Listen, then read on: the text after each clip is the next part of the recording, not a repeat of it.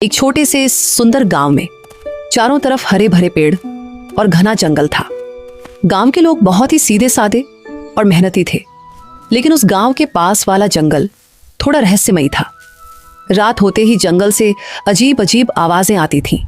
कभी पत्तों की सरसराहट, कभी भारी कदमों की आहट, और कभी ऐसा लगता जैसे कोई बड़ा जानवर अंधेरे में घूम रहा हो। गांव वाले अक्सर कहते थे, जंगल में कोई रहस्यमयी जीव रहता है, लेकिन किसी ने उसे कभी ठीक से देखा नहीं था। एक शाम गांव के किसान रामू काका अपनी बैलगाड़ी लेकर घर लौट रहे थे।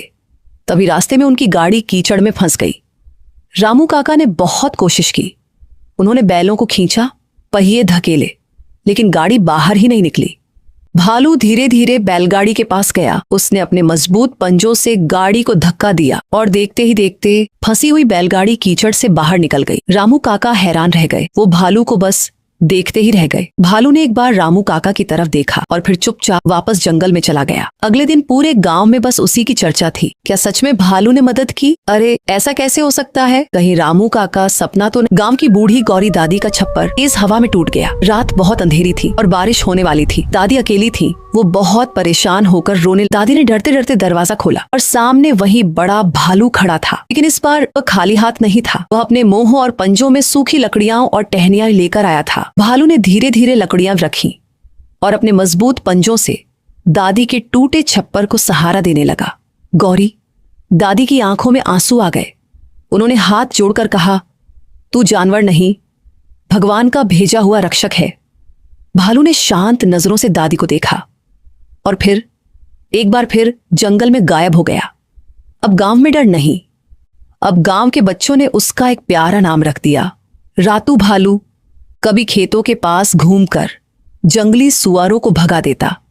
एक झोपड़ी में अचानक आग लग गई। आग धीरे धीरे फैलने लगी।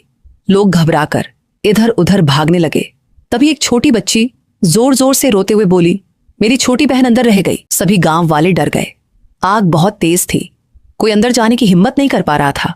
तभी फिर वही भारी कदमों की आवाज सुनाई दी, धम धम धम। और अगले ही पल रातू भालू आग के बीच से दौड़ता हुआ झोपड़ी के अंदर घुस गया। पूरा गांव हैरान रह गया। कुछ ही पलों बाद भालू अपनी बाहों में उस छोटी बच्ची को लेकर बाहर निकला। बच्ची सुरक्षित थी। उसकी मां रोते हुए उसे गले लगा ली। गांव वालों की आंखों में खुशी के आंसू आ गए, लेकिन आग में भालू का एक पंजा थोड़ा जल गया था। बच्चे उदास हो गए। वहां उन्हें एक पुरानी गुफा मिली। गुफा के बाहर कुछ सूखी लकड़ियां, पुराने कपड़े और इंसानों की इस्तेमाल की हुई चीजें पड़ी थीं। अंत उस दिन के बाद गांव वालों ने जंगल को